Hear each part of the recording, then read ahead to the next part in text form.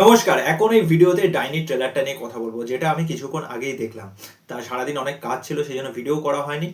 তো সত্যি কথা বলতে আমাদের বাংলায় যখন কাজ হয় না, ওমেন সেন্ট্রিক কাজ তো খুবই কম হয়, এবং ওমেন সেন্ট্রিক কাজের নামে ওই সংসার, কুটকাচালি, বৌমা, এই ন্যাকাপুষো জিনিসপত্রই দেখানো হয়। কিন্তু তুমি এই ট্রেলারটা জাস্ট দেখো, কনসেপ্টটা কি নতুনত্ব এনেছে। যে দুই বোনের কাহিনী, এর আগে যখন প্রোমোটা এসেছিল, যখন আমরা মিমি চক্রবর্তীর ক্যারেক্টারটাকে দেখতে পাচ্ছিলাম, যে পাতা, সে তার বোনের জন্য লড়ছে।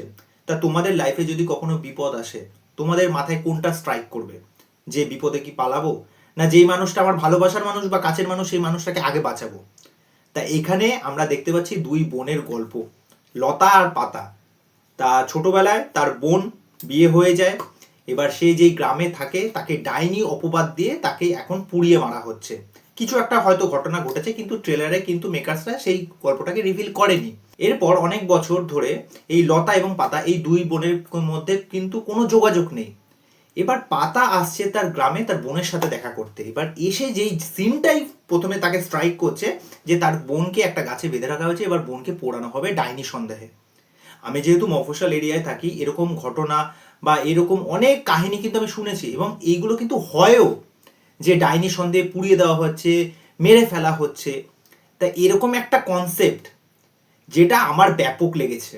মানে এই সাবজেক্টটা এত ফ্রেশ, এত নতুন। এবং মিমি চক্রবর্তীর ক্যারেক্টারটা দেখো, যখন মিমি চক্রবর্তীর ক্যারেক্টারটা মানে এন্ট্রি হচ্ছে, যখন দেখছি ওর বোনকে পোড়াচ্ছে, ওই গাড়ির মধ্যে থেকে দাটা বার করবে, বার করে এবার অ্যাকশন মুড জাস্ট অন।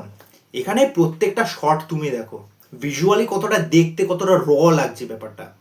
এই যে মিমি চক্রবর্তীকে যেরকমভাবে ইন্ট্রোডাকশন করা হচ্ছে, এবং ব্যাকগ্রাউন্ড স্কোর, প্রত্যেকটা ফ্রেমে মিমি চক্রবর্তীর লুকটা তুমি দেখো, যে তার বোনের জন্য তার কষ্ট, তার যে বেদনা। এবার এই যে গ্রাম শুদ্ধ লোক ঘিরে রয়েছে তাদেরকে, যে হাসপাতালে যখন বোনকে নিয়ে যাবে, গ্রামের লোকেরা কিন্তু চারপাশ থেকে ঘিরে রয়েছে। এবার তার বোনকে মেরে ফেলার চেষ্টা চলছে, এবার সেই জায়গা থেকে কিভাবে তার বোনকে বাঁচাবে, মানে রুদ্ধশ্বাস একটা পর্ব। আর এই কাজটা মারাত্মক কিছু হবে। আর যেটা প্রমিসও করছে নির্ঝর মিত্র এবং মিমি চক্রবর্তী, আমি তো বলবো মানে এটা ওয়ান অফ দ্য বেস্ট কাজ হতে চলেছে মিমি চক্রবর্তীর কেরিয়ারে।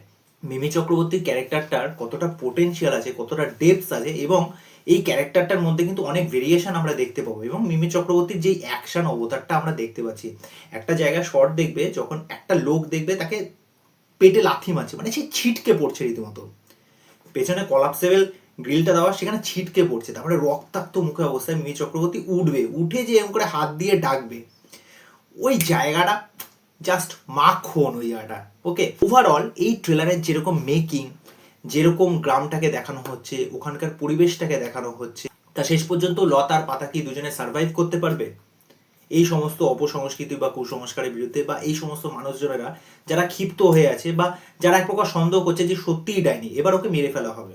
কেননা গ্রামে আমরা দেখতে পাচ্ছি অনেকজনের, কয়েকজনের মনে হয় মারা গেছে।